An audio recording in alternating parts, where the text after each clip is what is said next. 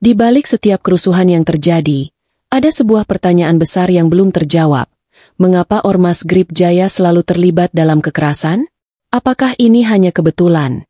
Atau ada sesuatu yang lebih besar di baliknya?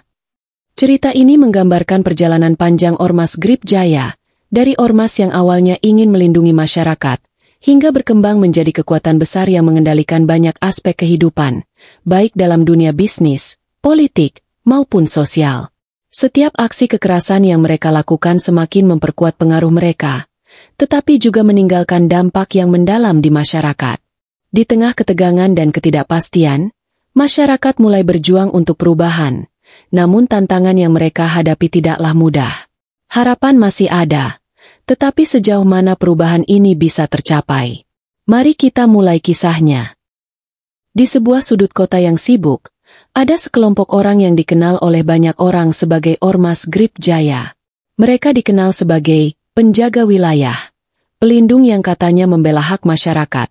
Tetapi apa yang terjadi di balik label tersebut? Namun, seiring berjalannya waktu, Grip Jaya mulai menunjukkan sisi yang berbeda. Di setiap pertikaian, mereka tampaknya selalu berada di pusat peristiwa. Semakin banyak laporan tentang kerusuhan yang melibatkan mereka, entah itu dengan ormas lain, kelompok masyarakat, atau bahkan pihak kepolisian. Grip Jaya, yang awalnya lahir untuk memberikan rasa aman bagi warga, kini seringkali berperan sebagai pemicu ketegangan dan kekerasan. Namun, siapa yang tahu alasan sebenarnya mengapa mereka sering terlibat dalam perkelahian jalanan? Di awal abad 21, Grip Jaya muncul dengan janji untuk melindungi masyarakat. Mereka lahir dari kekhawatiran masyarakat yang merasa terlupakan oleh aparat keamanan. Kami di sini untuk melindungi, bukan untuk menyerang, kata pemimpin pertama mereka. Namun, seiring waktu, ormas ini mulai terlibat dalam konflik-konflik yang semakin besar. Kekerasan pertama kali muncul pada tahun 2005, saat mereka terlibat dalam bentrokan yang tidak bisa lagi dianggap sebagai insiden biasa. Mereka mulai membentengi wilayah mereka dengan kekuatan, tapi kemudian bertanya-tanya, mengapa kekerasan ini terus berlanjut?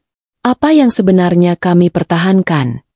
Dan begitu dimulai, pertanyaan itu akan terus membayangi mereka. Awalnya, Grip Jaya adalah ormas yang bertujuan untuk memberikan perlindungan. Namun, sejarah mereka berubah dalam sebuah insiden besar pada tahun 2005. Itu bukan hanya bentrokan dengan ormas lain, tetapi pertempuran dengan aparat dan masyarakat. Apa yang dimulai sebagai usaha untuk menjaga keamanan wilayah, berubah menjadi simbol kekuasaan. Kekuatan yang mereka miliki semakin terlihat, dan mereka pun tahu, mereka kini bukan sekadar ormas biasa.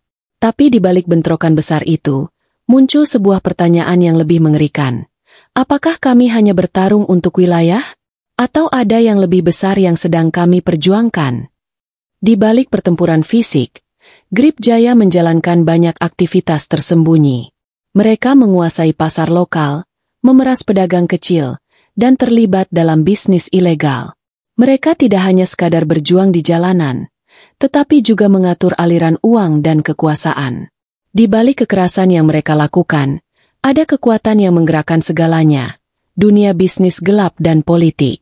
Mereka terhubung dengan pengusaha besar dan politisi, menjadikan ormas ini lebih dari sekadar kelompok kekerasan. Mereka adalah kekuatan yang mengendalikan lebih banyak daripada yang bisa dibayangkan orang. Namun, ada yang mulai bertanya-tanya, apa yang sebenarnya mereka cari? Apakah ini hanya soal kekuasaan wilayah, atau ada motif lain yang jauh lebih besar? Insiden demi insiden terjadi, dan Grip Jaya mulai dikenal karena kekerasannya. Pada tahun 2010, mereka terlibat dalam bentrokan besar di sebuah pasar yang dikuasai oleh ormas lain. Kerusuhan ini memicu pertempuran yang melibatkan ratusan orang. Setiap insiden semakin memperjelas bahwa Grip Jaya tidak hanya bertarung untuk mempertahankan wilayah, tetapi untuk menunjukkan siapa yang memiliki kekuasaan. Ketegangan semakin meningkat, dan masyarakat mulai bertanya, mengapa mereka begitu mudah terlibat dalam kekerasan? Apa yang mendorong mereka? Dalam setiap kerusuhan, mereka semakin tampak tidak terhentikan. Kepercayaan diri mereka semakin kuat. Kami adalah penguasa wilayah ini. Namun, Pertanyaan besar terus menghantui. Apa yang sebenarnya mendorong Grip Jaya untuk terus melibatkan diri dalam kekerasan? Mereka tidak hanya ingin menguasai wilayah, tetapi juga berjuang untuk mengontrol ekonomi dan politik. Mereka memanfaatkan ketakutan masyarakat untuk mendapatkan kekuasaan dan keuntungan yang jauh lebih besar dari yang terlihat. Di balik setiap aksi kekerasan, ada pengaruh yang lebih besar, pengaruh yang mengatur bisnis, memanipulasi kebijakan, dan meraup keuntungan dari ketakutan yang mereka ciptakan. Namun, pertanyaannya tetap ada. Apakah kekerasan ini hanya alat untuk mendapatkan lebih banyak kekuasaan? Masyarakat mulai hancur. Ketakutan menyebar, dan kehidupan sehari-hari menjadi terhenti. Mereka yang memilih untuk tunduk pada Grip Jaya membayar dengan uang, sementara yang berani melawan menghadapi kekerasan yang lebih brutal. Kota yang dulu hidup kini berubah menjadi tempat yang dipenuhi kecemasan. Kerusuhan ini tidak hanya merusak infrastruktur dan properti, tetapi juga menghancurkan hubungan antar warga. Masyarakat yang terbelah, mereka yang memilih diam dan mereka yang berani berdiri. Apakah kita akan terus hidup seperti ini? Mereka bertanya, menunggu jawaban yang tak kunjung datang. Meskipun terlibat dalam banyak kekerasan, Grip Jaya tampaknya kebal terhadap hukum. Polisi tidak cukup kuat untuk menghentikan mereka, dan hubungan mereka dengan politisi membuat mereka semakin sulit dijangkau oleh aparat. Banyak yang bertanya, apa yang membuat mereka begitu tak terkalahkan? Penyalahgunaan kekuasaan oleh oknum-oknum tertentu, serta jaringan yang sangat terorganisir, menjadikan mereka semakin sulit untuk dihentikan. Hukum yang seharusnya menegakkan keadilan seakan dipermainkan, dan masyarakat mulai merasa bahwa sistem ini tidak lagi bekerja. Namun, di tengah ketakutan, ada harapan. Masyarakat mulai bangkit. Kelompok-kelompok yang sebelumnya takut untuk berbicara kini mulai melawan. Mereka mulai memperjuangkan hak mereka, berharap ada keadilan yang datang. Pemerintah pun mulai bertindak, meskipun banyak yang meragukan efektivitas langkah mereka.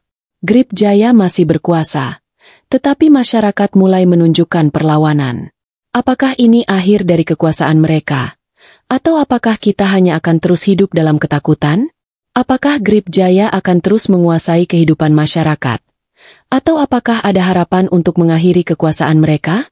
Seiring dengan perlawanan yang tumbuh di masyarakat dan langkah-langkah pemerintah yang mulai terlihat, masa depan Grip Jaya masih penuh dengan ketidakpastian.